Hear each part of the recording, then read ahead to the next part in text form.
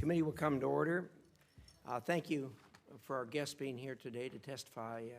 This is a serious and important matter that we're going to take up this morning. And before we get started here, though, I'd like to take a moment to remember our friend and colleague, a former chairman of this committee, Senator Dick Lugar, who passed away just a few days ago. Dick was a widely respected senator in his home state of Indiana, as he was around the globe. He was a lifelong public servant. He exemplified the ideals that many of us strive for every day.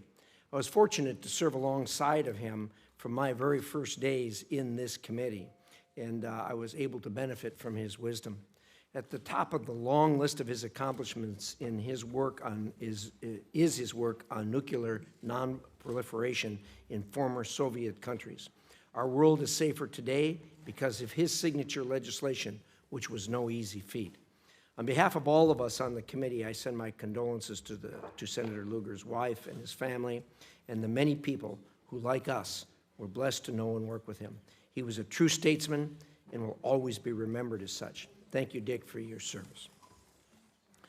Turning to the topic at hand today, March tragically marked the 8th anniversary of a brutal civil conflict in Syria, a war characterized by the indiscriminate deployment of barrel bombs and chemical weapons against civilians, mass murder and forced displacement, targeted attacks against medical and humanitarian workers, and the wholesale destruction of critical infrastructure, directed by the brutal dictator Bashar al-Assad and his Russian and Iranian enablers.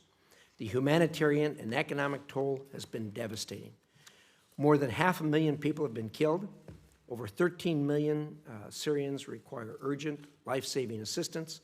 Millions of men, women, and children have been forced from their homes, including 5.7 million refugees.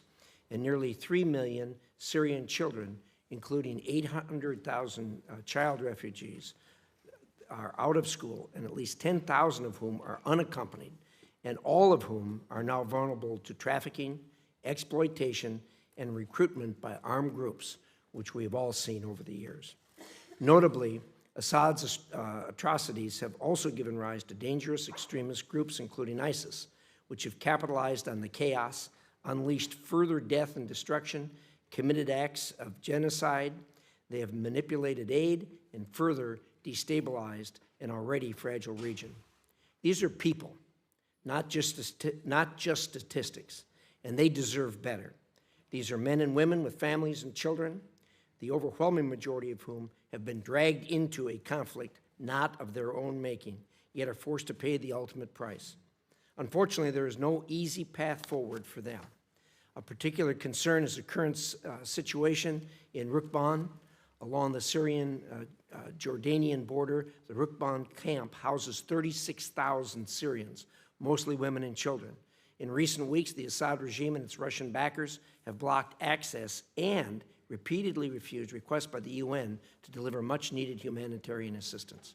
The last UN aid delivery was in February, and supplies of food and basic necessities have been exhausted.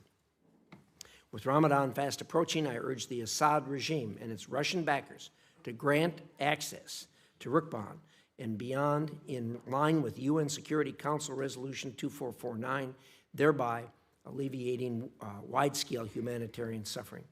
The regional implications of this crisis cannot be underestimated.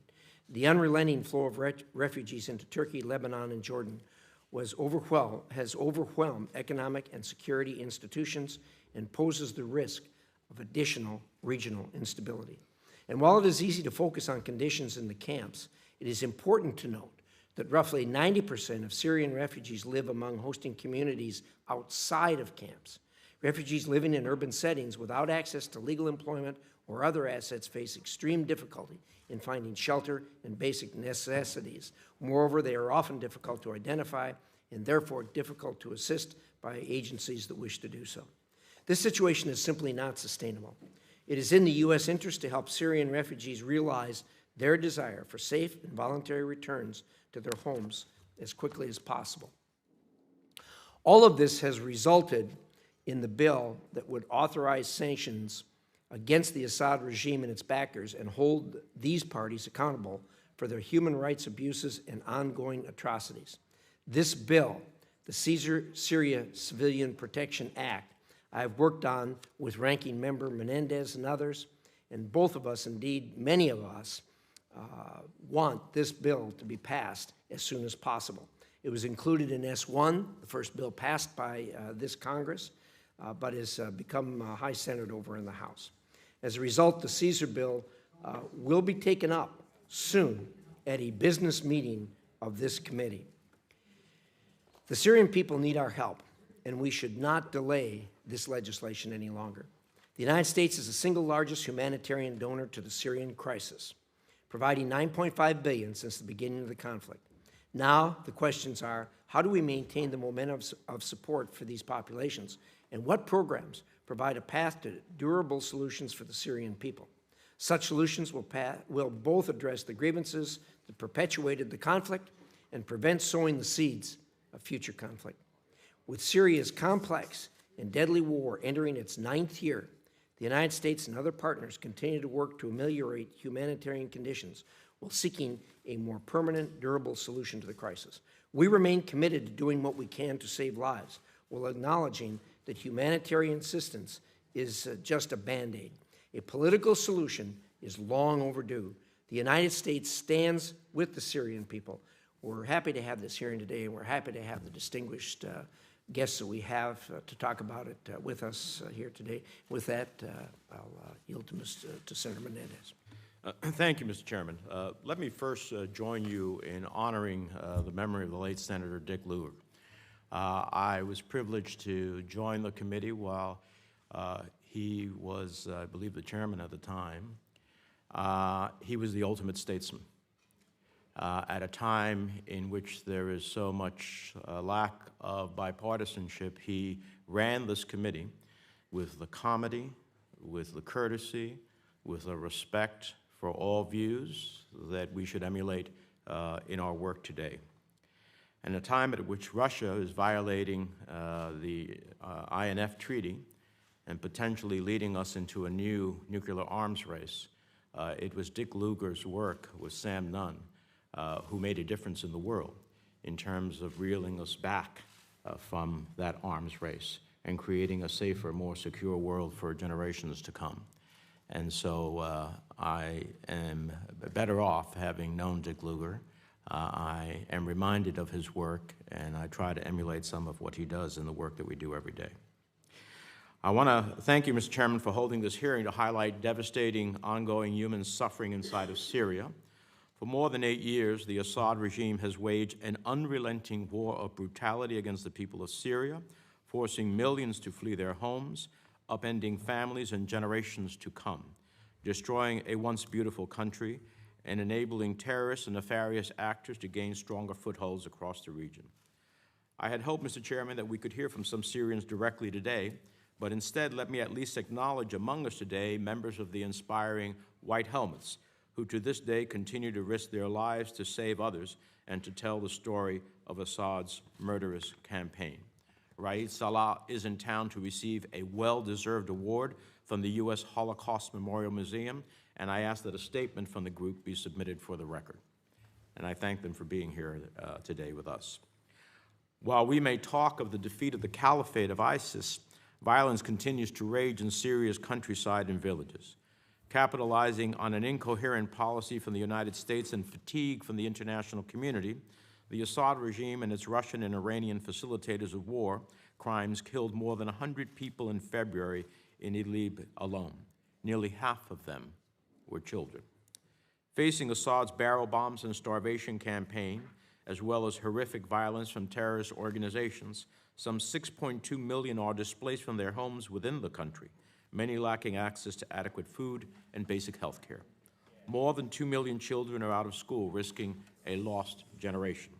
5 million have fled to neighboring Jordan, Lebanon, Turkey, and Iraq, who have shown an extraordinary openness.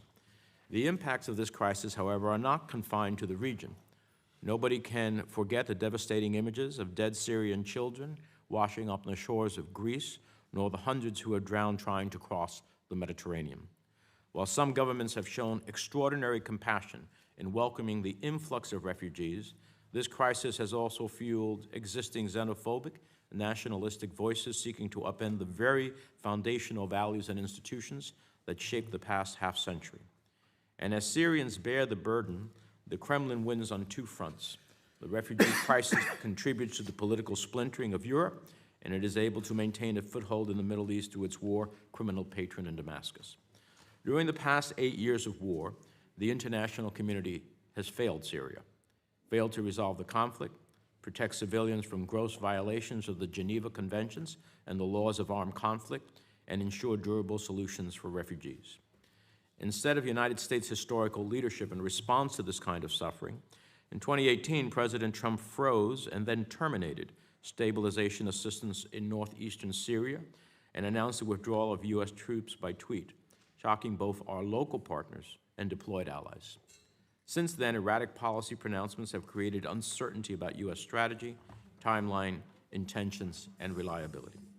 Rather than providing resources to countries hosting Syrian refugees, President Trump's proposed budget, an unprecedented cut of over 30% in humanitarian aid, is something that, luckily, Congress rejected. But the proposal was reckless, dangerous, and a rejection of American values and global leadership. There are, however, steps we can take to address this crisis. At a minimum, the administration should work to ensure humanitarian access to men, women, and children in need, and to secure adequate funding for the humanitarian response. I'm glad to hear in your comments, Mr. Chairman, that we will move the Syria Civilian Protection Act soon as a standalone bill. I know that Democrats stand ready to cast a vote for the bill and send it directly to the President's desk, as it has already passed the House of Representatives. And here at home, we must lead by example. For decades, the U.S. government was both an author and a champion of refugee protection principles globally. Sadly, the administration has slammed the door on Syrian refugees. In 2016, of the 5 million around the world, the United States welcomed over 12,587 of the most vulnerable Syrian refugees: women, children, the sick, and the elderly. In 2018, the Trump administration barred the door, admitting just 62 Syrian refugees. 62. It appears the administration is waging a deliberate campaign to send a message that the United States is no longer that shining beacon for those fleeing oppression, seeking asylum, and a better life. The United States has an ability to be a force for good and restore our international standing. We must stand by our partners who have fought alongside us. We must push back against those who would seek to exploit a vacuum of leadership and threaten our interests. And doing that requires sustained support for the people of Syria and our allies. We thank our witnesses for the work that they have been doing, for their continued efforts to both expose the devastating crisis and marshal support, and we look forward to your testimony. Thank you, Senator Menendez. I, too, want to note that we have the two representatives of the White Helmets here today. Their network of over 3,000 people have saved almost 100,000 lives, and it's to be noted and greatly appreciated. Their courageous work on the ground in Syria, while being targeted by Assad and his Russian backers, is to be commended. Thank you. Thank you for that.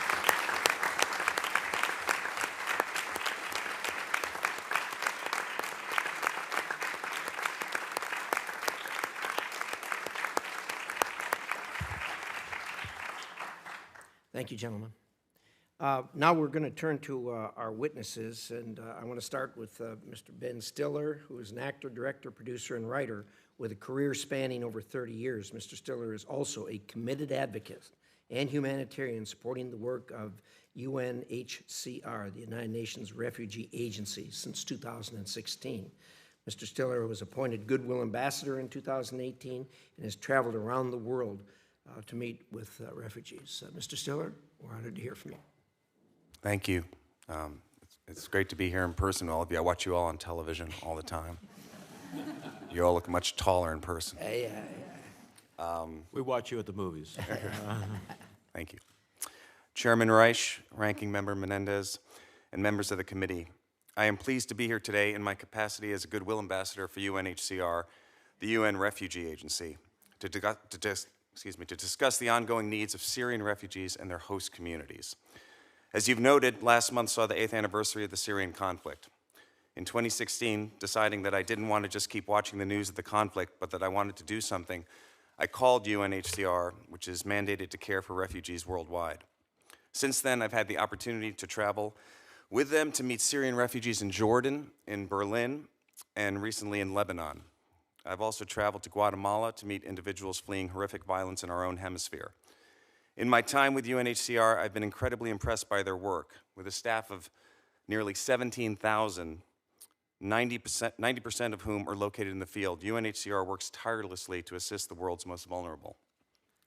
Since the start of the Syrian crisis, this committee has remained steadfast in its commitment to the protection and assistance of Syrian refugees and internally displaced persons, as well as to the countries hosting these refugees. We thank you for that leadership and support. As an American, I'm also proud that the United States continues to be UNHCR's largest donor and that our State Department remains a steadfast partner. In many parts of the world, the term refugee has unfortunately become politicized, despite the fact that refugees are real people with real stories, stories that are some of the most frightening and traumatic I've heard, especially as a father. I've tried to imagine how I would feel if caught in the middle of conflict and unable to protect my children, if my son was at risk of forced recruitment or my daughter at risk of unimaginable violence. Honestly, for me, it's not something I want to think about. If any of us were to take a moment to really consider this, we would have a tiny sense of what everyday life is like for millions of people around the world. Getting a chance to meet some of these people and hear their stories firsthand has been a privilege. Immediately, it becomes clear what we all have in common. Though we come from different cultures and totally different worlds, we all want the same things: to provide a good environment for our kids to grow up in, to laugh and share experiences with family and friends, to see our children grow up and achieve their dreams.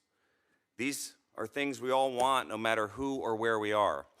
And every time I leave and say goodbye, I'm aware that, but for being born in a different country, it could well be me and not them sitting in a small, cold, makeshift shelter and not being able to do any of these things.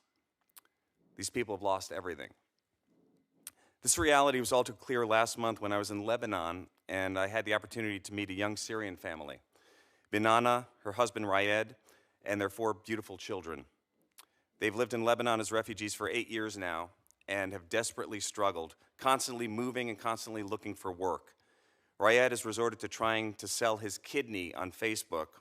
And last year, when Binana was pregnant with her youngest child, a friend suggested she sell her baby to help make ends meet. Binana didn't do this, but the suggestion sheds light on the family's desperate circumstances. Their children, including amazing 8-year-old twins Yazan, a boy, and Razan, a girl.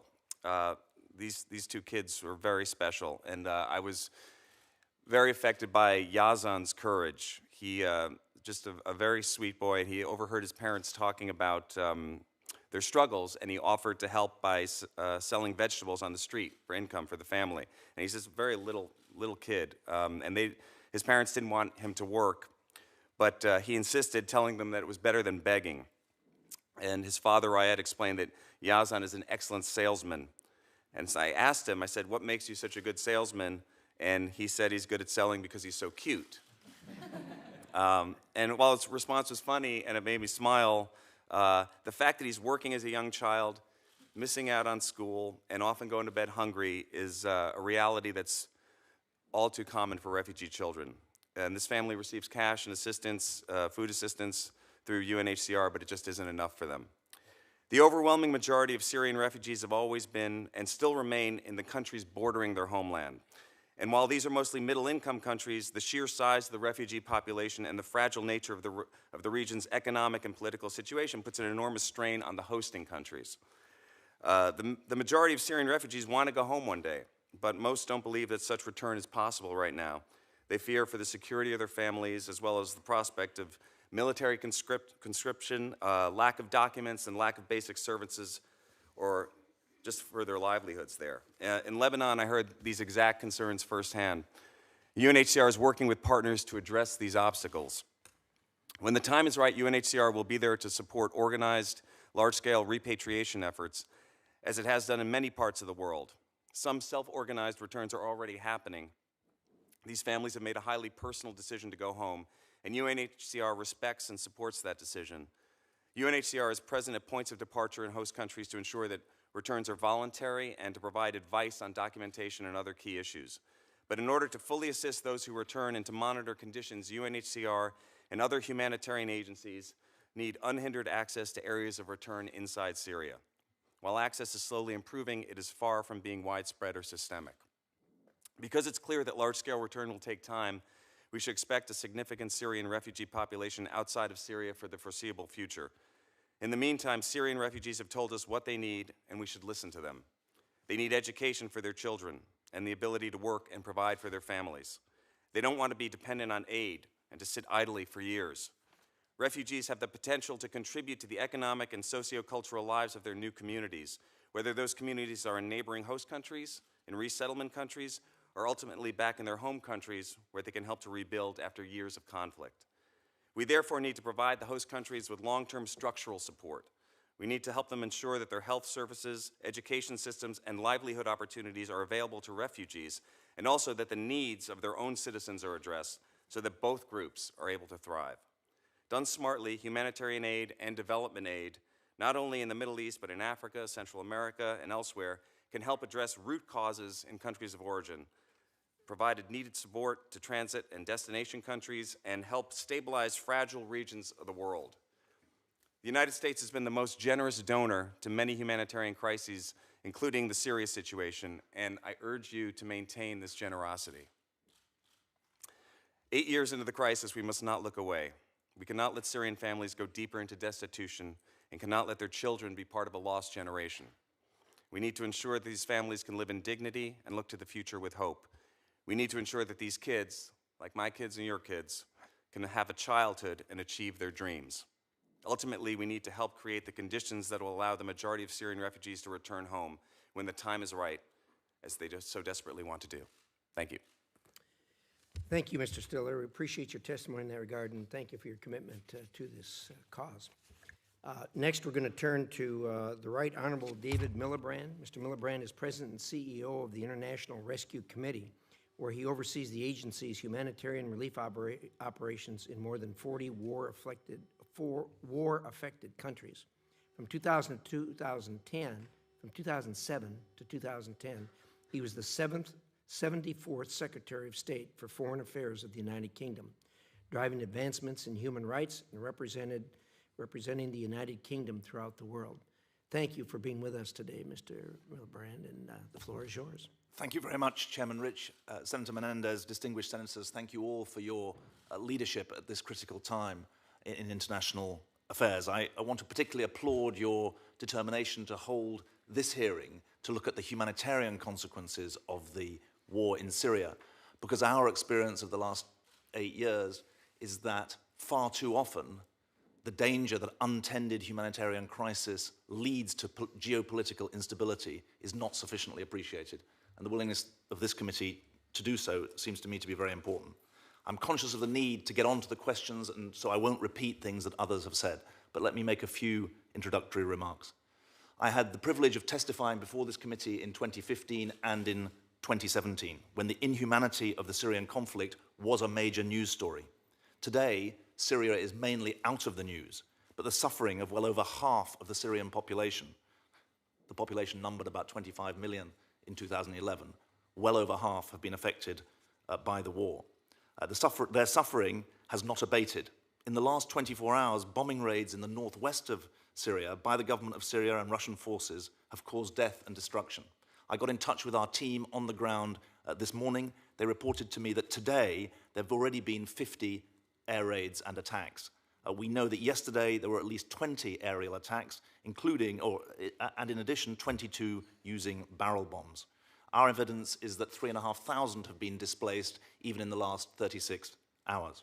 I want to pay tribute to Ben Stiller and our partners at UNHCR, but I also want to recognize the over 2,000 International Rescue Committee staff on the ground in Syria, Jordan, Lebanon, and Iraq. In 2018, in significant part thanks to the aid that America was willing to provide, we were able to offer emergency aid and long-term services to 1.25 million uprooted Syrians and their hosts in neighboring states. My written testimony, focuses on 4 humanitarian priorities. First, the war that is continuing in two large chunks of Syrian territory, in the northwest and in the northeast. You know well that the politics and the military balance in both areas is complex, but over 4 million people live in those areas. Cross-border aid keeps them alive, but the State Department yesterday described the situation of these people as dire. My written testimony gives details, including of those who used to live in Baghouz under ISIS rule and are now in the Al-Hol camp where we are working. It is a high priority to prevent humanitarian meltdown as the government of Syria and their Russian and Iranian allies seek to retake ground in the northwest and northeast of the country. Second, as all the speakers have so far said, the 8 years of war have taken their toll on the refugees in neighboring states. For too many of these people, life is a miserable existence. Poverty, early marriage, inadequate health and education are the norm. The host countries have their own challenges and are delivering a global public good in providing sanctuary to these people. They need support, not lip service, to be able to continue to do so. Third, we hear from refugees that they are scared to return to Syria, notably scared of conscription into the Assad army and of persecution, but also scared about the destruction that has been wrought on their homes and businesses. The primacy of the multilateral UN-led diplomatic process has been to a large extent displaced in the last 3 years by a Russia, Iran, Turkey troika. However, a sustainable peace can only be built with full international as well as national engagement, and that takes sustained diplomatic muscle. Fourth, the most vulnerable refugees, abused women, victims of torture, those with medical conditions, depend for their future on resettlement to third countries. As Senator Menendez said, the US has historically led the way. He rightly drew attention to the fact that in fiscal year 16, only 62 Syrians were allowed into the country. The figure for this fiscal year so far is 250. I want to draw attention to the fact that, albeit with reduced numbers, the administration has committed to admit about 9,000 refugees for resettlement from the Middle East alone. But so far, nearly 7 months into the fiscal year, they have achieved less than 7% of that regional target.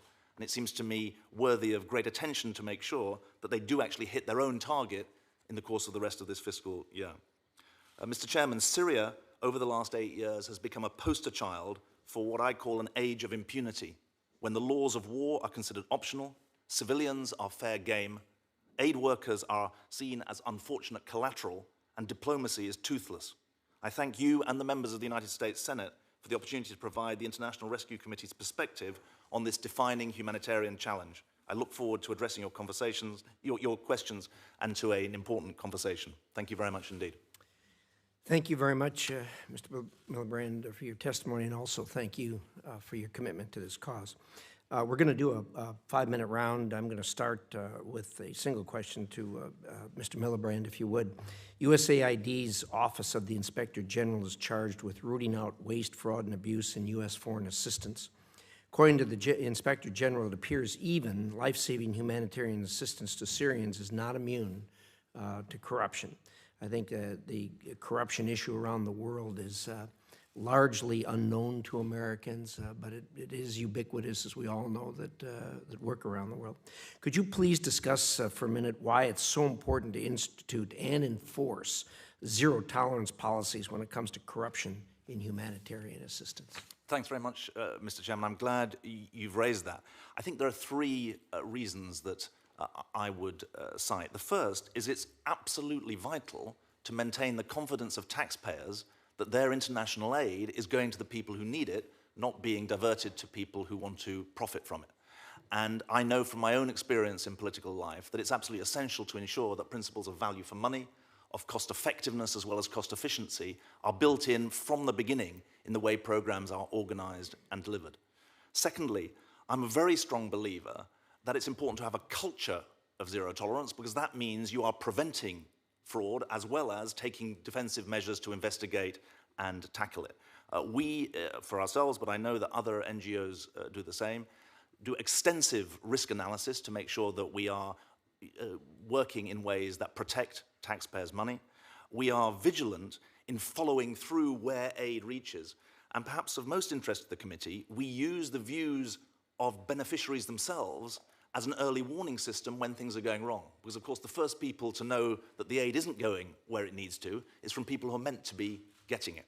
That seems to me to be essential. The third element of this that I think is very important indeed is obviously to ensure that the NGO community with the multilateral agencies and the donors work in an efficient and effective way to tackle that fraud and abuse. One element of this is that NGOs have to fund this for themselves. We don't really get funded by our multilateral donors to be able to do this. And I can speak for my own organization. We're now having to invest significant sums of money that we raise ourselves to ensure that we meet the higher standards, always vigilant that in our recruitment, in our practices, we're able to meet the highest standards. Thank you so much. I appreciate that answer. Senator Menendez. Thank you both for your testimony and your commitment. Mr. Miliband, you present a disturbing, rather gloomy picture. One which not only do I believe we have a situation where we can lose a generation of Syrians, but we will buy ourselves in the international community a generation of problems. Problems that will go to unsettling what's happening in Europe, problems that lead to people who are despaired, who will then be turned and proselytized to the fights that we are presently having against terrorism. This calls for our response not only in a humanitarian context, but in our own national interest and in our own national security interest. Let me ask you, the international community sends much of its humanitarian aid from Turkey and other frontline states to vulnerable citizens inside Syria. Last year, the UN Security Council authorized only a one-year extension of cross-border aid deliveries to Syria. If humanitarian organizations lose cross-border access and are only able to program for Damascus, how is that going to affect the Syrian humanitarian response? Thanks very much for the question. I think the most chilling statistic that I saw in preparing for this hearing was that when it comes to cross-line aid, that means aid that's going from a government of Syria-controlled part of the country into a rebel-held part of the country, only 3% of aid agencies' applications to do that cross-line aid are accepted. That gives you an indication of the priority for cross-border aid that's going from Turkey or from Iraq or from Jordan to reach people in need. The UN figures are that about 3 million people depend on that cross-border aid. And we know from our own staff who are in areas that were previously under rebel-held control where we were delivering cross-border aid. I'm thinking particularly about the southwest of the country, Daraa, where the Syrian civil war started and where we were the main healthcare provider. Now that the Syrian government has taken over, those services have been lost. And so you're immediately seeing that for the people in the northwest and the northeast of the country still in rebel-held areas, cross-border aid is literally a lifeline. 3 million people in total depend on cross-border aid, and they depend on a multilateral coordination mechanism through the United Nations. There's a Syria response plan and a regional response plan covering the neighbors that's delivered in a coordinated and organized way. So cross-border aid is a lifeline. And obviously, in the absence of cross-border aid, it increases the Assad regime's ability to leverage assistance only to the areas where supporters of the regime reside. Is that a fair statement? Yes, I think that the experience in Ghouta, as well as in southwest in Daraa, bears that out. Let me ask you, what message does the administration's slashing of refugee admissions to 30,000 this year send to countries such as Jordan, Lebanon, Turkey, who are already hosting millions of Syrian refugees? I worry that when we lead by example, we can get other countries and urge other countries to perform their fair share. But when we fail to do so, we lose the ability to advocate for others to do so. And in the case of Syrian refugees, they are the most vetted of anyone who comes to the United States. They go through the most vigorous background checks of anyone who comes to the United States. And we take only among the most vulnerable women, children, those who are highly infirmed. And so it seems to me that we need to be the leader in order to get other nations in the world to continue to join in the responsibility. What do you think is the effect of that? I think the best way of answering that is to say the last time I was in Jordan, I was told by a very senior member of the Jordanian government that there was a very clear message, which is that they felt like they were, quote unquote, on their own. And that is the danger that I see in this. We know that in 2016, when the then administration raised the number of refugees who were being allowed to come into the country, other countries around the world increased their refugee resettlement slots by about 30%. And so you saw for the first time an uptick in the number of refugee resettlement slots around the world. The parallel or the concomitant is that when the US, as the global leader in refugee resettlement, reduces its numbers, that also acts as a disincentive around the world. There's a final point I just want to make. I think you're absolutely right to stress the need for effective security vetting. I've been in this job for 5 years, and I'm the first to say we want there to be effective security vetting of everyone coming into the country. You're right that it's tougher to arrive in the United States as a refugee than through any other route. The administration, perfectly within its rights, when it came in, said it wanted to review the vetting system, and it now has a vetting system that it says is up to scratch. And so I think in those circumstances, there is no reason why the most vulnerable shouldn't be allowed in numbers that are on a par with the kind of global scale of the problem that we face. Thank you very much. Senator Paul. Thank you both for your work in trying to help this terrible humanitarian disaster. I think when we look at it, it's easy just to talk about what we should do to help the refugees, but we also should think about what caused this to begin with. Worldwide, it's either a natural disaster, lack of food, lack of water, or war. More often than not, it's both war and, naturally difficult land to harvest crops from. But if we don't understand that war causes refugee crisis and war causes humanitarian crisis, we're not getting anywhere. And there really does need to be a discussion of how do we get here. To me, there's a certain degree of irony that we and our allies and Qatar and Saudi Arabia and UAE sent thousands of tons of weapons into Syria. And then after the aftermath of all of these weapons coming together in this clash of civil war, now that we're going to be asked to pay for the humanitarian disaster as well. Maybe we should try to have, less involvement in these civil wars, less escalation of these civil wars. ISIS, we had to go back in and fight ISIS. Where did ISIS come from? The chaos of this civil war. Terrorism breeds in chaos. And so maybe we really need to rethink when we get involved in these civil wars and whether our involvement is good or bad. People say, well, if we wouldn't have gotten involved, Assad would have won the war. Yeah, he probably would have won the war in the first 6 months. Would there have been oppression? Yes, there would have been oppression. But do you think that's worse somehow than the millions of people that are displaced and the hundreds of thousands of people that have been killed in this? And these are things we should think through. My question to Mr. Stiller is, you said that you require, in order to meet the humanitarian needs, you require unhindered access. Do you think more sanctions on Syria will lead to less hindered access, or do you think more sanctions might actually lead to more hindered access to develop humanitarian aid? I won't venture to speculate on sanctions in my role as a witness to the humanitarian plight that I've seen for UNHCR. I think it's obviously an incredibly complicated political situation. And what I would speak to with UNHCR and to what International Rescue Committee is doing is it's about figuring out the best way to have access within Syria to allow a path for these people to go home, to have a safe place for them to go back home. So it's a very complicated issue. Right. I don't do it for a living, but I would say that it's, when you see the face of it in person, and I agree with you, these root causes have to be addressed. I think that's the key.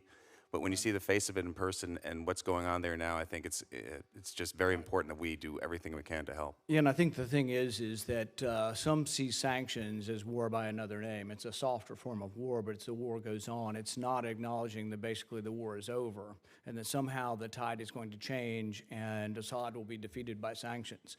No, I don't think he will be defeated by sanctions. I think the humanitarian crisis continues and actually probably grows from not sending aid in and putting sanctions on people who would send aid in.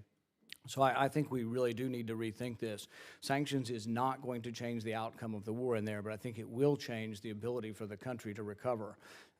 I'm no fan of Assad. I'm not glad that he won the war, but the war is largely over. There still is pockets of resistance in different places, but the war is largely over. And if we want to correct the humanitarian crisis, forbidding trade with Syria is probably not a good way. Embargoes lead to starvation. There was an embargo on Japan before the war, embargoes on Germany.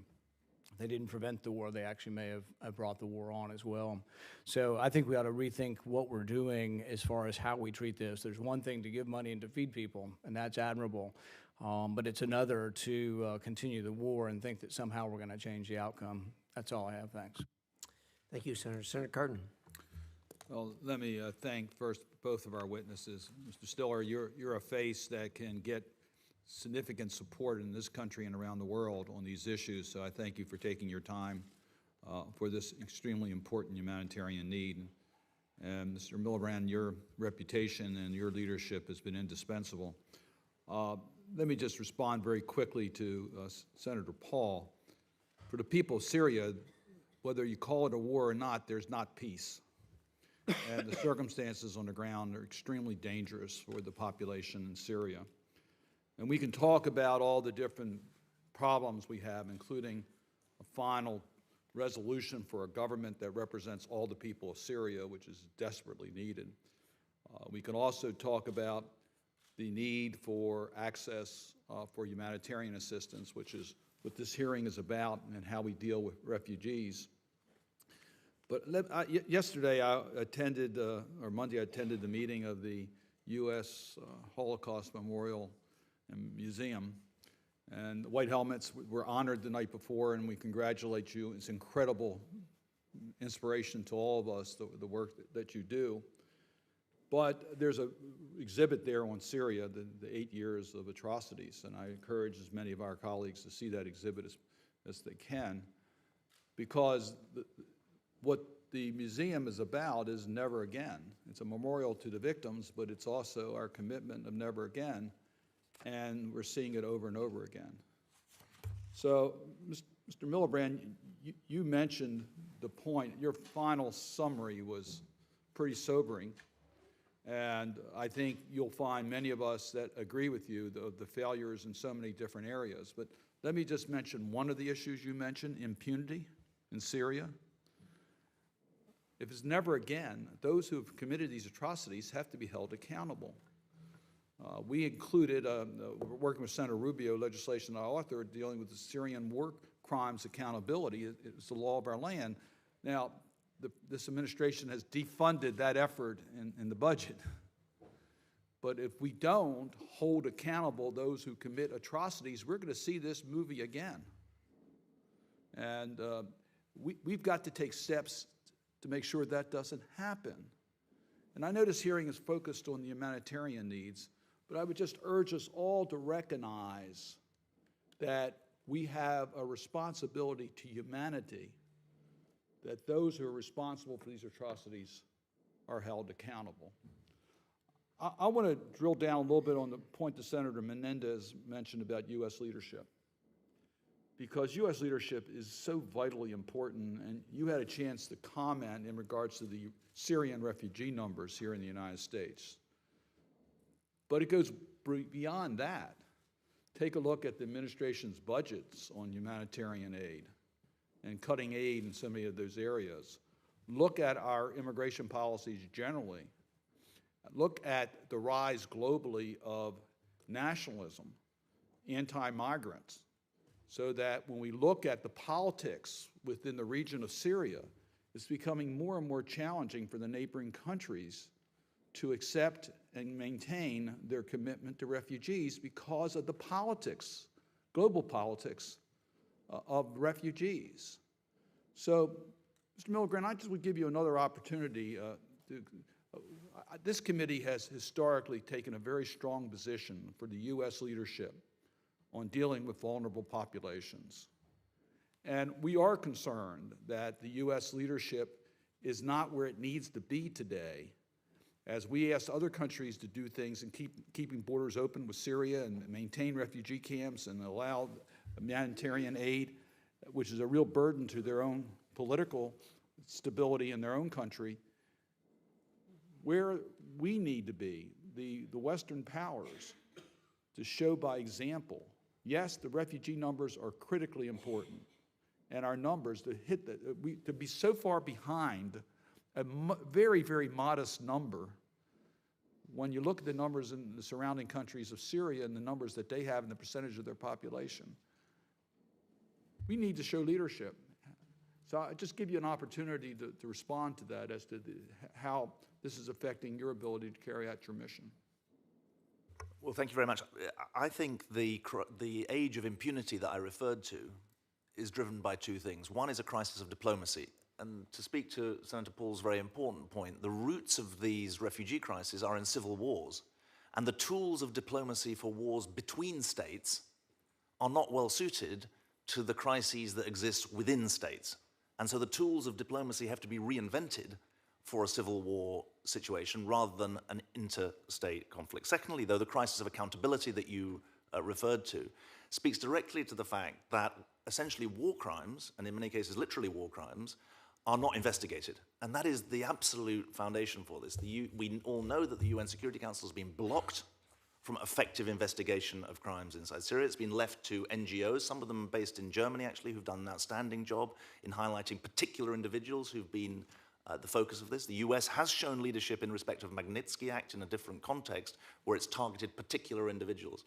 And I think that from my own experience, but also from what I see now around the world, US leadership provides leverage. When you give more aid, you're then in a stronger position to say to the Gulf countries, they've got to step up. When you expand your refugee resettlement numbers, you're in a better position to say to the European Union, you've got to step up as well.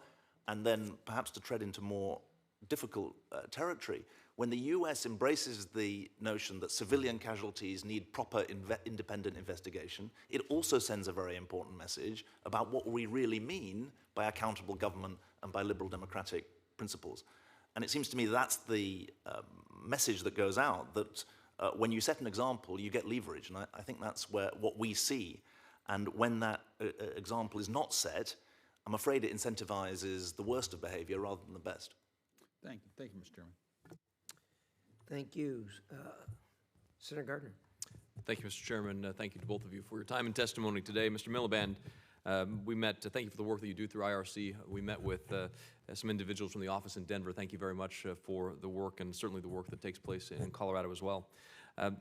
I was here, and I believe it may have been the 2015 hearing that you testified to this committee for. You talked at the time about the internally displaced, not just in Syria, but throughout the region. You talked at the time about the overall global refugee situation being greater than any point since, I believe, at that time it was World War II. Could you talk perhaps today, in this context in 2019, what's different about the refugee situation either in Syria specifically or globally than it was in 2015 and how that difference has occurred? Thank you very much, Senator. And I hope I can say that the fact that you went to meet refugees who'd been resettled in Colorado and Denver sends an incredibly important message, and I think it was a message of humanity that really resonated. So on behalf of my team, I really want to thank you. Directly, I think three things have changed. First of all, there are more refugees and internally displaced than there were in 2015. We're now up to 68.5 million in total, 28.5 million refugees and asylum seekers who've crossed borders, 40 million internally displaced. Secondly, the political context in which many of them find themselves has become more complicated. In 2015, we weren't talking about 800,000 people under the rule of Boko Haram in northeast Nigeria. We weren't talking about so-called HTS, the Al-Qaeda affiliate in the northwest of Syria. So the localized politics and the danger of radicalization, I think, has become greater. Thirdly, the refugee situation has expanded geographically. Just to speak for our own agency, we've had to deploy to Bangladesh because 700,000 Rohingya Muslims were driven out of Myanmar.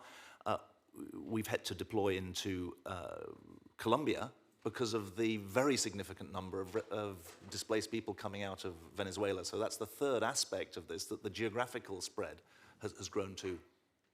Thank you. And to either one of you, Mr. Stiller, perhaps you talked about going to Jordan and visiting refugees in Jordan. I think we've all shared a very similar experience when you travel through Amman, and the people you travel with point out which settlement or location occurred during which conflict. And you can say the refugees from this era and that era and the challenge they face and the education challenges they face. And then, of course, you talk to somebody in Jordan, and they talk about how this market here used to be a Jordanian market, but this group of refugees has now displaced the local business people and have now taken over that, and now they're Jordanians or whatever country it is that are out of work, and so the conflict that creates within the country can be immense from an education standpoint, from a resource standpoint, from just people who feel that perhaps they were displaced from work that they were doing prior to that because of a refugee policy. Can you talk about what you saw in Jordan and what you see and how we can better adjust our policies to impact education resource needs in that conflict? Yes, thank you for the question. Yeah, I've seen that too. The reality of this huge influx of refugees coming into these very small countries, neighboring Syria and Iraq, Jordan is such a small population, and the percentage per capita of refugees coming in is huge, and it just overwhelms their infrastructure and their ability to provide for them. And at the same time, refugees in these countries really don't have many rights and the ability to work freely, and it's different in different countries. But I think one of the things that I saw were children being forced to work because their parents couldn't work. When I was in Jordan, I went to the Azraq camp, which is a huge camp where I think it's 30 or 40,000 refugees are, where they have no ability to work at all. So they have to just form a community and be able to try to be productive as they wait for their lives to continue.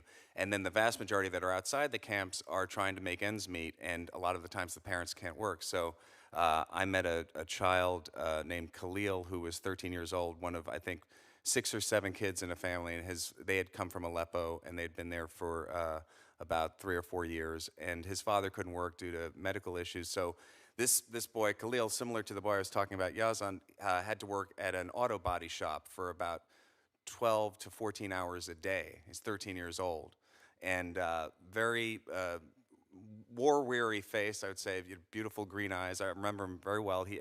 I said to him, "Boy, you work very hard for a young boy." And he said, "I'm not a boy, I'm a man."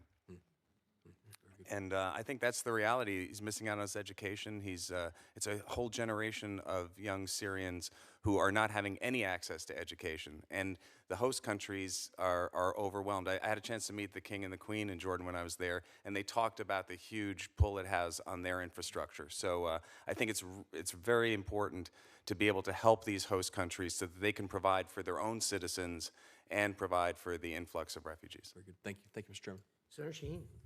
Thank you, Mr. Chairman, and thank you both very much for being here today and for what you're doing to try and address what is a horrific crisis that the world has not paid enough attention to. Mr. Miliband, last summer I had the opportunity to travel in northeast Syria. Senator Graham and I spent a day there, and we were in Manbij village. What we saw was a largely stable area where refugees were coming back. ISIS had been defeated. Our troops there had made a huge difference in providing reassurance to the people of that part of Syria that they were not going to see a resurgence of ISIS or other forces that would harm them. Sadly, not later in the year, we saw the president tweet and the situation change in northeast Syria. Can you talk about how important it is for U.S. presence in that part of Syria, especially given, as you point out, the deteriorating multilateral negotiation situation where talks have not moved forward, and as we look at the presence of Iran and Russia and what happens next, how important it is for the United States in giving us the leverage that you talk about? Thanks very much. I mean, obviously, we're a humanitarian organization, and we're careful about the boundaries between humanitarian policy and military policy. What I can report to you is that in our judgment, there's no question that the U.S. presence is a force for stability in that part of Syria. I can report that to you as an evidential point rather than as an opinion of military strategy. It's a precarious situation because you've got the government of Syria, you've got the Turks from the north, you have the danger of a resurgence of ISIS, you've got Russians who've encroached there and met their American match last year. And our plea is that every single political and military decision has the humanitarian component built in.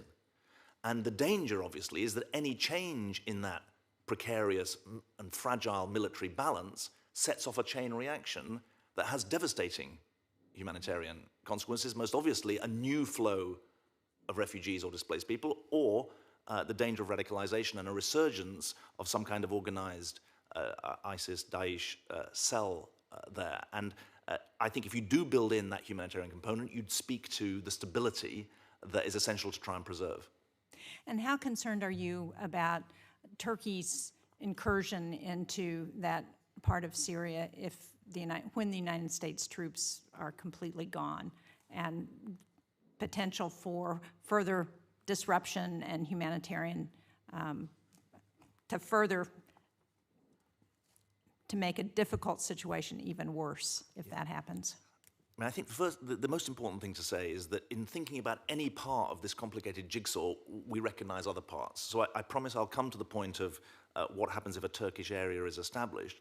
But I think one has to preface that by saying Turkey has 3.7 million Syrian refugees in the country. The population is 80 million. It's obviously a much richer country than Jordan or Lebanon. It's got greater capacity to cope. It's done a genuinely heroic service. It is, and I certainly agree with that. And so I think it's important to put that on the record.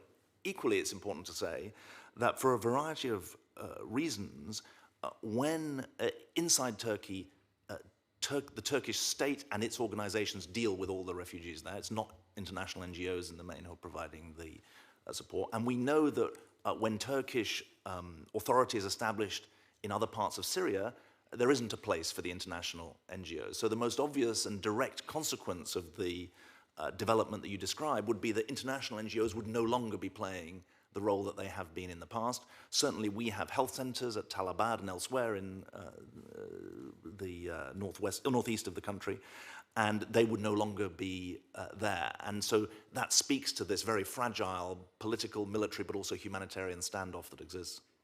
Thank you. Mr. Stiller, you talked in your opening statement about the role that UNHCR has been critical in playing to provide assistance both inside Syria and where refugees have fled. Can you talk about what you saw and what UNHCR sees as the most pressing needs of the refugees in the areas that you visited?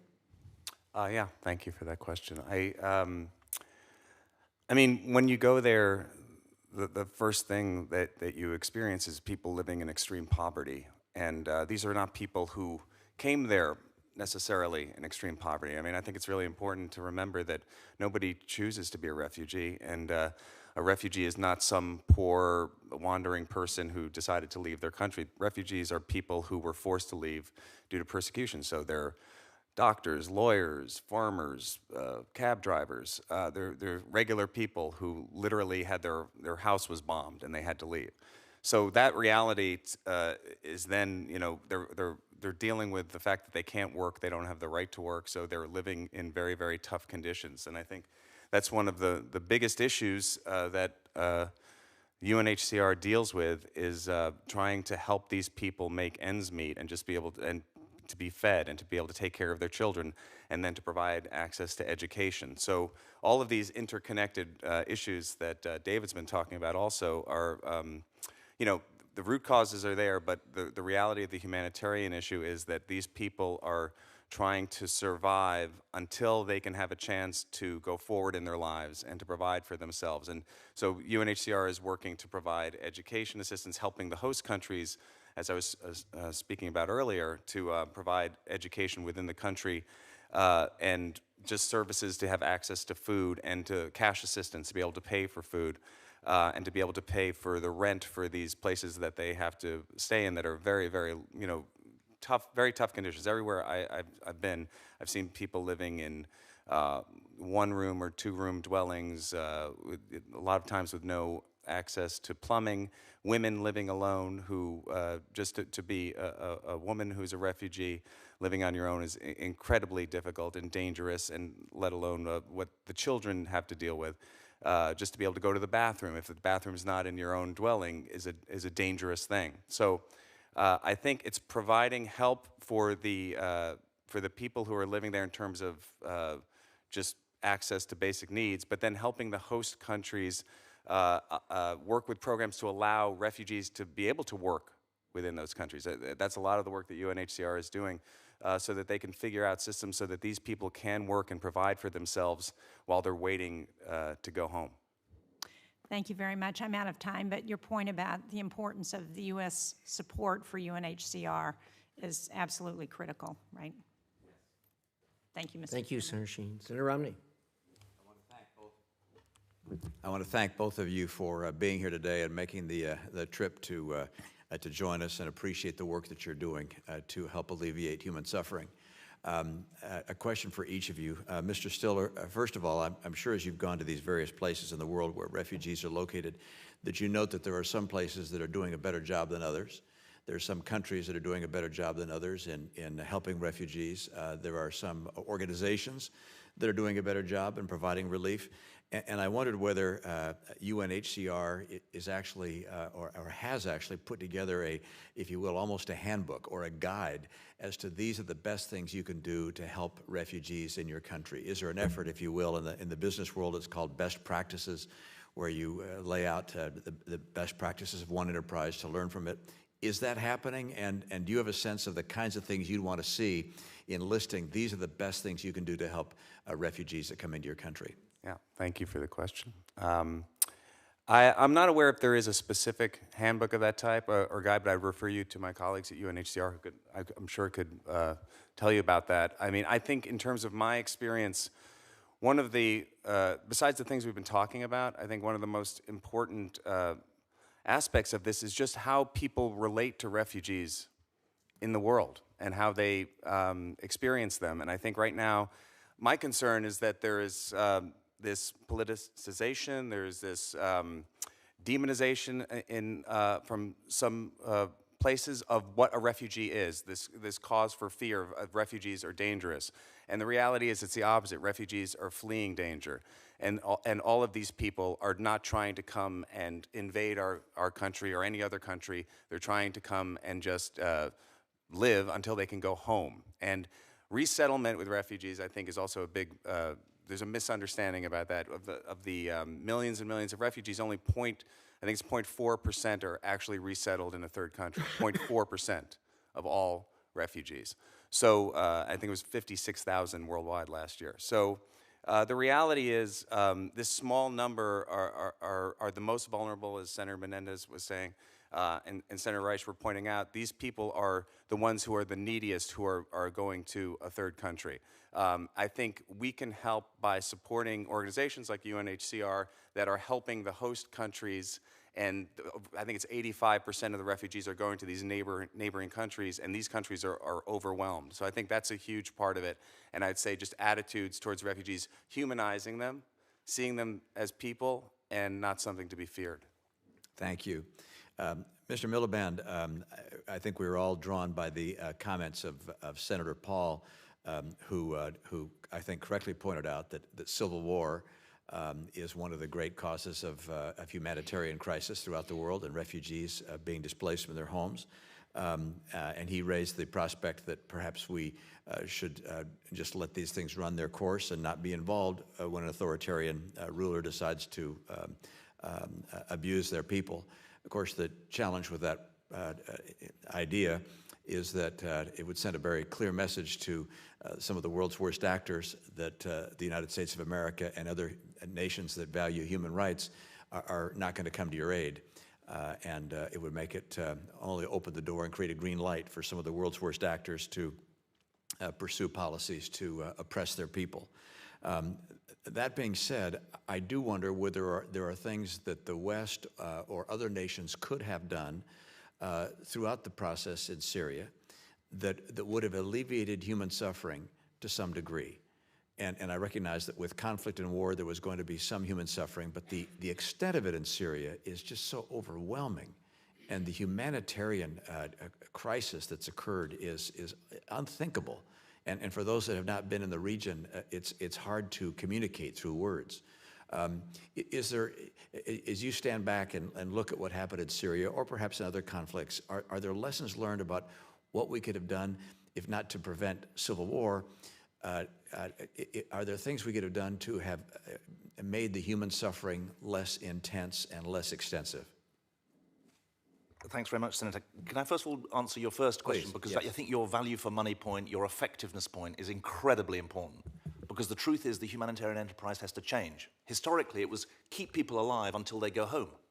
That might be months or a few years. And that was relatively straightforward. They were in refugee camps, you gave them health services, you fed them, and then they went home. But last year, less than 2% of the world's refugees went home. They're displaced for, on average, if they're in a camp, 17 years. And so we can't just say we have to help them survive. They have to have the means to thrive. And I would really commend to you, we do have a guide for what to do. It's called the International Rescue Committee Outcomes and Evidence Framework. It's online. I'd urge you to type into Google IRC Outcomes and Evidence Framework, and you can see what our field managers see. It's split down across 5 outcomes, because we think it's really important to be led by what are you trying to achieve. It then documents what's the evidence that we know from different humanitarian settings around the world about what works. And just in parentheses, it's tragically difficult to raise money to fund evidence-making. We know in development contexts, stable settings, that there's been a revolution in the last 20 years, largely pioneered by the Gates Foundation, to really focus on what works. There have been only about 120 evidence studies ever in the humanitarian sector. We've done about 40 of them, and we've got another 18 on the go. But you can see, if you type in IRC Outcomes and Evidence Framework, what we know, what our field managers know. And a couple of things come through very clearly. One, if you give refugees cash, you help them and you help the local population, and you diffuse tension that some people have referred to. And we can show you how much of a difference it makes. Secondly, our services are always open to host populations as well as refugees. So you don't get Lebanese or Jordanians saying, well, hang on, why is there an employment program for them but not for me? Ditto, the same thing with health services. Thirdly, half of the world's displaced people are kids.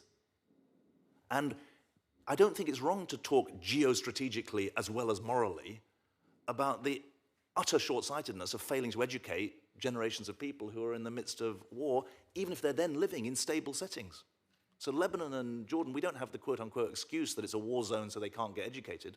The international community simply has not stepped up, and you will be shocked, I hope, that less than 2% of the global humanitarian budget goes on education, when half of the world's displaced people are children.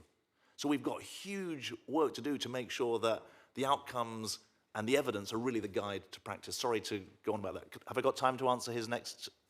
Go ahead. Very briefly. It's a small subject, which is how do you stop war, so it won't take me very long. Yeah. In a sentence. In a sentence, I'd put one thing on the table. What's been missing throughout the Syria crisis, and is the lesson of Afghanistan, it's the lesson of Iraq, is that if you aren't clear about the political settlement that will share power in a credible and legitimate way, then no development policy, no humanitarian policy, no military strategy can ever have a clear destination. And the sentence that hasn't been filled in, frankly, in the Syrian context, is there will be a transition from President Assad, but we've never completed the sentence, what's that a transition to? We know what it's a transition from, which is autocratic rule. It's never been clear what there's a transition to. And that's been the missing link, tragically, for the last 8 years. Thank you. Senator Murphy. Thank you very much, Mr. Chairman. Thank you, both of you, for being here today. This has been very good. Mr. Miliband, yesterday the State Department issued a statement expressing alarm over the escalation of violence in Idlib and northern Hama, and they cited specifically, or there have been reports citing more Russian and regime attacks on civilian infrastructure and humanitarian targets. And I guess my question to you surrounds what the tools are at our disposal to do something about this other than just raise alarm. The two words that populate talk about the U.S. role in the region today seem to me to be confusion and irrelevance. Confusion is obvious given the back and forth nature of this administration's policy on what kind of presence we will have there, but irrelevance is also an apt description given the fact that, as Senator Menendez mentioned, we have essentially been pushed out of the diplomatic process. Russia, Iran, and Turkey met again in Kazakhstan on April 25th, and once again the United States wasn't there. There's vague talk about conversations we continue to have with Turkey about how to settle their claims to the region in a way that doesn't spur more violence. But my question to you is, how did the United States get pushed out of this diplomatic process? And is it too late for us to get ourselves back in? Because it doesn't seem like we have many tools at our disposal other than complaint if the Russians, the Iranians, and the Turks have committed to convene a process that will never, ever include the United States again, despite the equities that we have. Why have thousands of troops in Syria if somebody else is plotting the future of the country without us? Well, thanks for a very difficult question. I think that I would say, first of all, in some parts of the country you have more equities than others, notably in the northeast, and you don't want to give away those equities cheaply. Secondly, the Russians and their friends know that they can't rebuild Syria alone. They're going to need the rest of the world to rebuild Syria, and that gives you leverage. Thirdly, this country is blessed to have wide-ranging relationships with every other country in the world. And the question is where Syria fits on your docket for the issues that you want to raise with the Russians. And if it's not in the top 3 or the top 5, then it will get consequently less of a role. And you know as well, better than I do, the story of what happened after 2015. The Russians entered the Syrian conflict in September 2015. But until the US shows it matters to them, then obviously you're not going to be playing the kind of central role that could be a force for stability in Syria and the wider region. I don't disagree that the United States will have to play a major role in reconstruction. That's hard to see as this administration continues to draw down the funds available for it. But why on earth we've decided to sit out the conversations about a ultimate political settlement when everyone acknowledges we will have to play some, at the very least, monetary roles beyond me.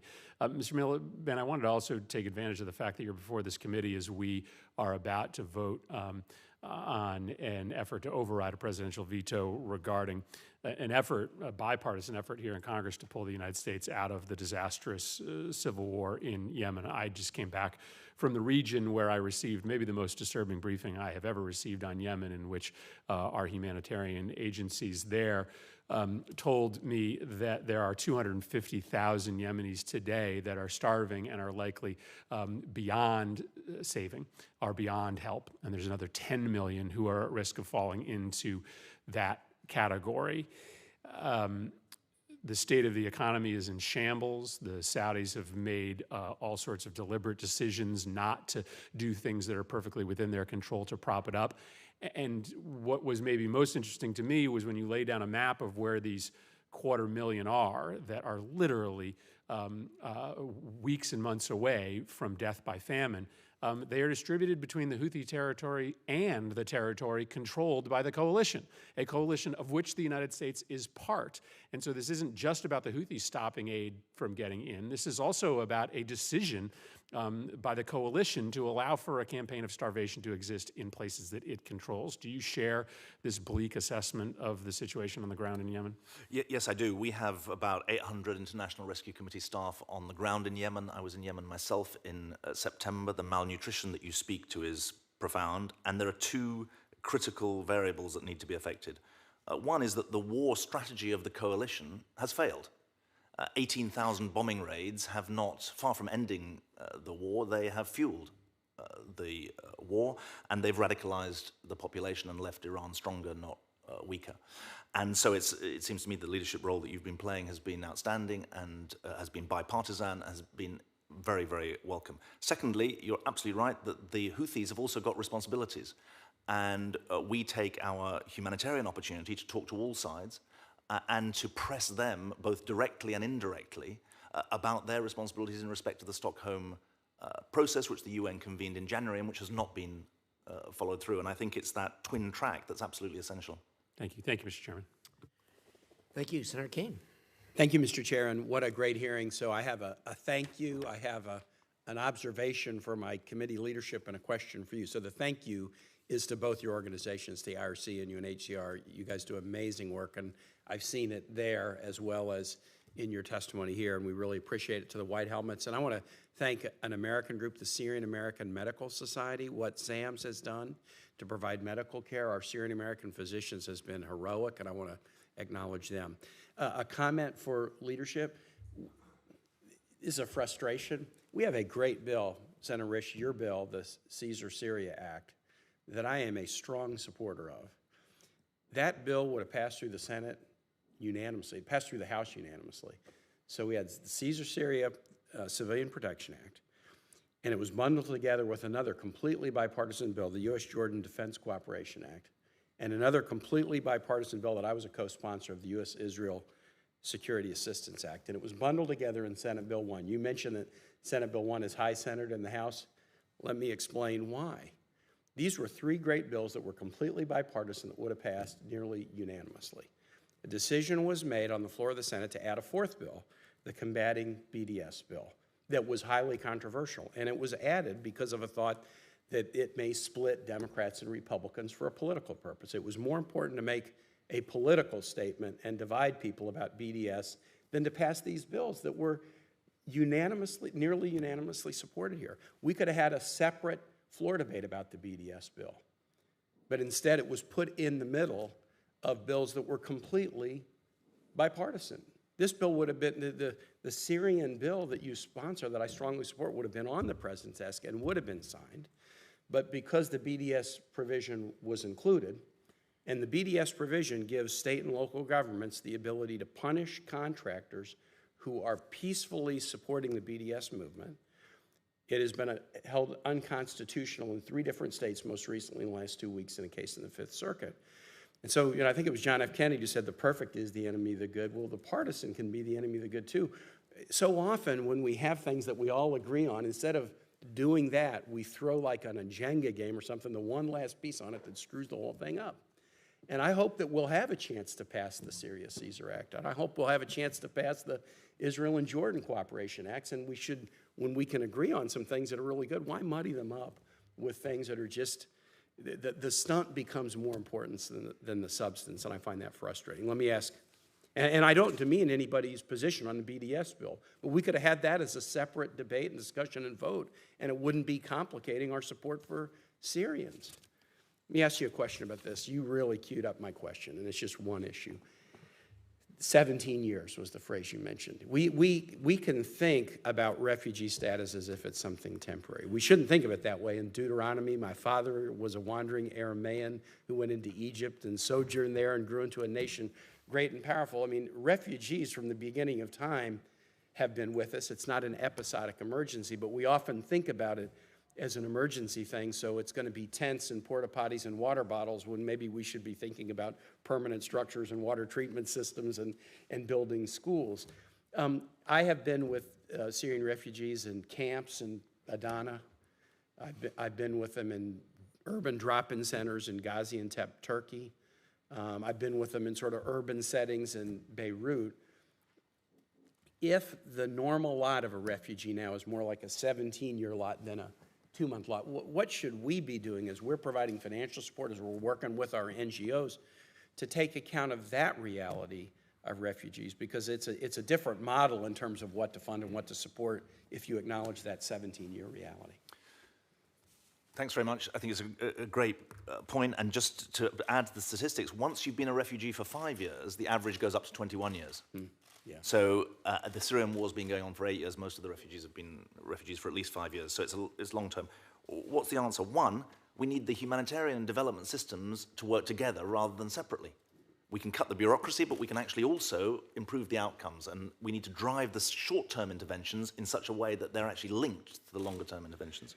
Secondly, we've got to take education seriously because we're neglecting the next generation. That's an absolute no-brainer. That 50%, 2% is a really vivid great. I'm glad that registered. Thirdly, we've got to mobilize the international financial institutions in an even more activist way than we have so far. The World Bank, the IMF, but also the regional banks as well, because the truth is, we're not going to get the government of Jordan to extend rights to work to refugees while they've got 26% unemployment of their own population, and they've got a debt-to-GDP ratio of 94% of GDP, up from 55%.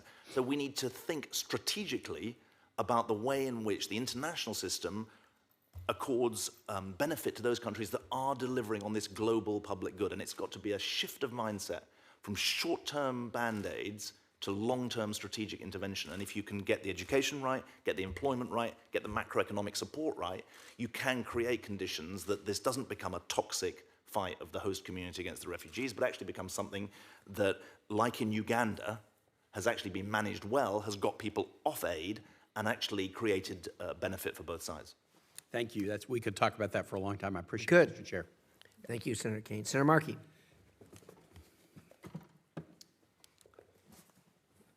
Thank you, Mr. Chairman. I want to thank our witnesses for your commitment to this important issue, and I want to thank the representatives of the Syrian White Helmets for being here today. Your dedication and your personal sacrifices deserve our respect and our admiration and our thanks. National security experts from both Democrat and Republican administrations have recognized the strategic benefits to the United States of robust refugee resettlement. Unfortunately, as other senators have mentioned, the Trump administration is dismantling the U.S. refugee admissions program. Last year, President Trump cut our refugee admissions ceiling to a record low 30,000 people, less than a third of the historical average of 95,000 admissions to the United States. And now, almost halfway through the year, only 12,000 refugees have been welcomed into the United States, including fewer than 300 Syrians. Mr. Miliband, I could not agree more with your statement that the world's greatest superpower should not reject the world's most vulnerable in our greatest time of need. 3 weeks ago, I introduced the GRACE Act, which would prevent this administration from continuing its efforts to slash refugee admissions. This bill would prevent any U.S. president from settling in the annual refugee admissions level below 95,000 each year. We already have 12 senators who have co-sponsored it, and we're going to continue to build momentum on that. Mr. Stiller, Mr. Miliband has spoken eloquently on the need for American leadership. Can you give us your statement as to why you believe it's the role of the United States to play this role? Yes, probably less eloquently, but I'll try. I mean, I was speaking about this a little bit earlier, but I feel the U.S. has always been a beacon for welcoming refugees. We're a country of refugees. And I think, as you were pointing out, as the U.S. goes, so goes the world. And so this is a global issue, too. But the reality is that refugees are additive to our communities, to our economy. They literally contribute billions of dollars in tax money and revenue to the economy. I think it's there's a statistic: 40% of all Fortune 500 companies were either started by a refugee or immigrant or their children. I mean, it's just part of the fabric of American life, and it's distressing to me to see the numbers go down as they have, because we have to lead the world in this. And the reality is that it's only these people are only the most vulnerable who are being admitted. It's 0.4% of all refugees in the world. So I think it's very important for the U.S. to lead on this, and we have the ability to, and it's been proven to actually help our country. Thank you. Mr. Miliband, you've been the leader on this and on climate change. When I was made the chair in 2007 of the Select Committee on Climate Change over in the House, my first witness in my first hearing was General Gordon Sullivan, 4-star general, commander of the Army. And he testified that when he looked back at the decision which he had made in Somalia, which was in Mogadishu, which came to be known as Black Hawk Down, and he sent in our personnel, that he didn't fully understand why we were there. And now, testifying before my committee on behalf of 12 other 4-star generals and admirals, he wanted to say that he now realizes, in retrospect, that it was a drought caused by climate change that had brought factions closer and closer together, fighting over limited resources, and that then the United States had to go in in order to try to separate them or to provide aid to those who had been affected. Could you talk about that? Talk about Syria, too, and the effects of climate change and how you see that playing out, not just in Syria, but in other parts of the world, and what the responsibility of the United States has to lead on climate change as well. Thanks very much. I think that the best way to understand this is that climate change increases resource stress, and resource stress is a conflict multiplier. There's a legitimate and credible line of argument that the drought in the northwest of Syria in 2008 to 11, which drove hundreds of thousands of people into the cities, was a contributor to the revolt. Although I always remind people that in 2005, the Damascus Declaration sowed the seeds of the demand for accountable government before that drought, so it's a multifactorial. But we know from our work around the world, the Lake Chad Basin being an obvious example, where you've got northeast Nigeria, Chad, Cameroon, Niger, climate change is happening. It is causing resource stress. Resource stress does drive conflict, and when it's combined with corruption, misgovernance, poverty, religious and ethnic difference, you've got a tinderbox. And the truth is that we're going to be living with this for many decades to come, and the danger is that we neither mitigate nor adapt ourselves to that situation. Thank you. Thank you both so much for your leadership on this. Thank you, Senator Markey. Well, thank you all for being here today. Senator Menendez, I want to close up just briefly with a couple of remarks. Mr. Stiller, you undoubtedly were impressed meeting with King of Jordan and his wife. They come and see us.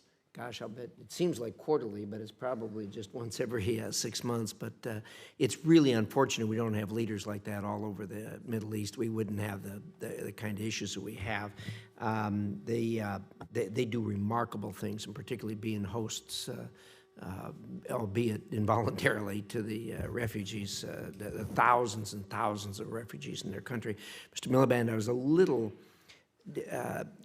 disappointed, I guess, in whoever it was that made the remark to you about from Jordan, saying, well, we kind of feel like we're on our own if the United States doesn't do X and Y.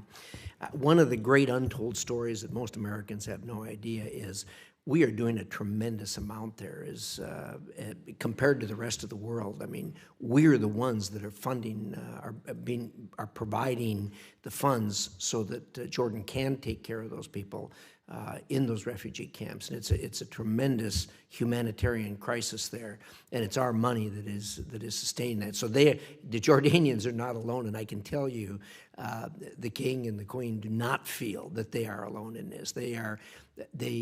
Every time they come to see us, they are very strong in their thanks to the people of the United States of America for helping in those refugee camps. So I don't know what the context of that conversation was you had with that Jordanian person, but I can tell you that the king and queen, every time they come to see us, are not dragging their feet about how important the U.S.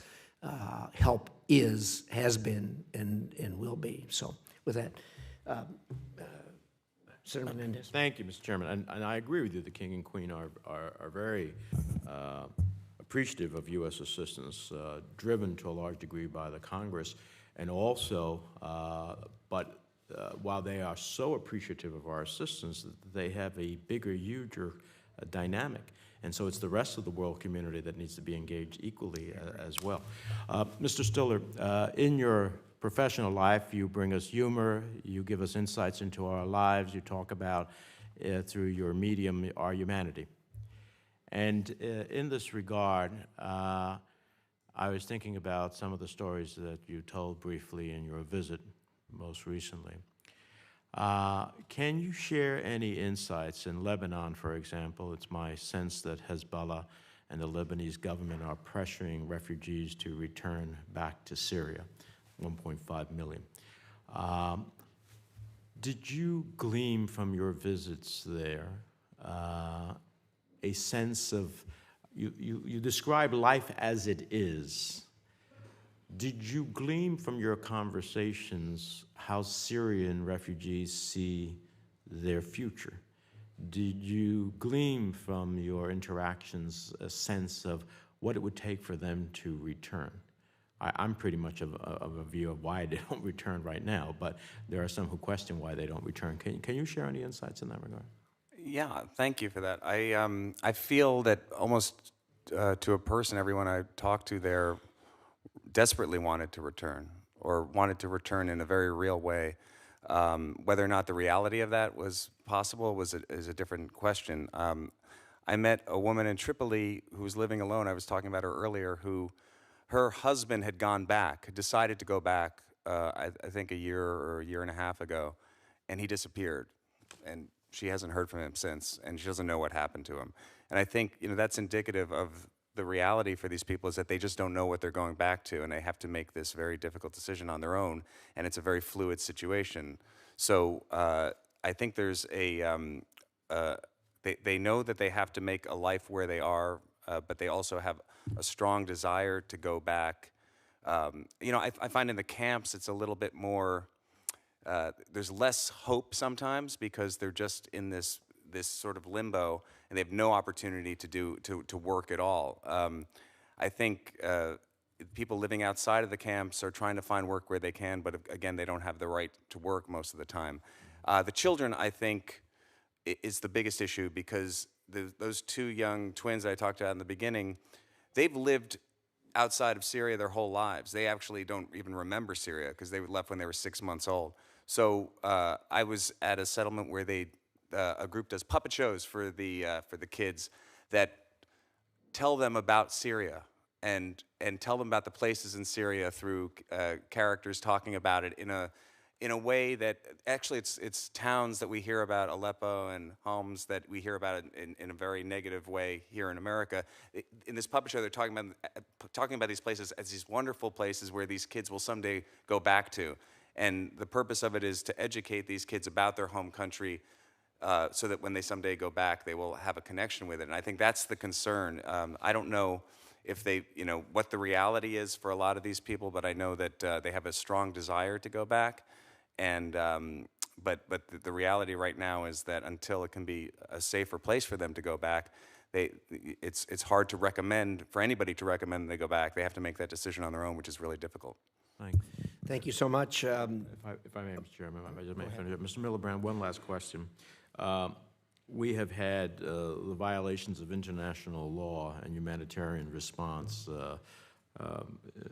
in Syria as we have never seen maybe at any other time, certainly in modern history. Are you familiar with the Syria Civilian Protection Act? Would that strengthen our hand in holding accountable perpetrators of violence and violations of international law?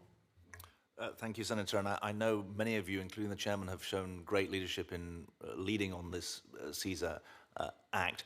From our point of view, the fact that you've included a humanitarian carve-out to make sure that humanitarian effort is not undermined by this is a really smart and good development. We see this as a useful intervention that could really make a difference if it is part of a wider strategy. Because I think one of you said on its own it's not a silver bullet, but as part of a wider package of development, diplomatic, political engagement, it's got a real role to play. And if I may, just having the floor, I want to associate myself very strongly with what you, Mr. Chairman, said about the role that the King and Queen of Jordan have played.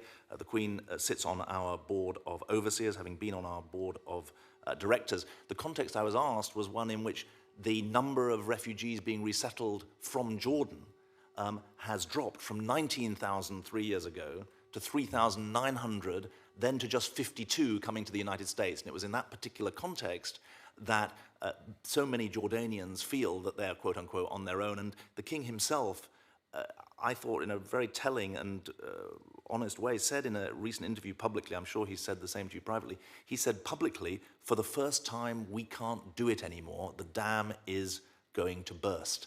And that really cuts to the core of both the moral issue that so many of you have raised, but also the geopolitical issue, because Jordan is such an important ally of the US, and there's both a moral reason to help the refugees, but also a geopolitical reason to help ensure that people who are leaders who are trying to do the right thing, have the international support to be able to do so.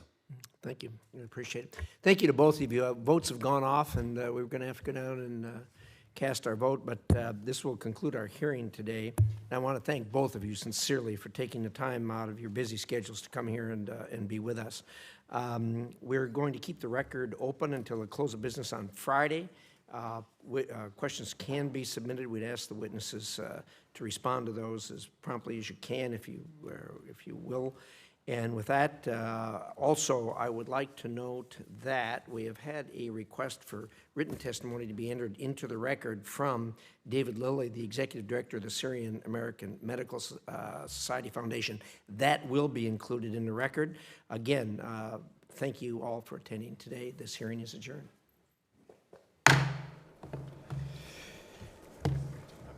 Thank you. Good.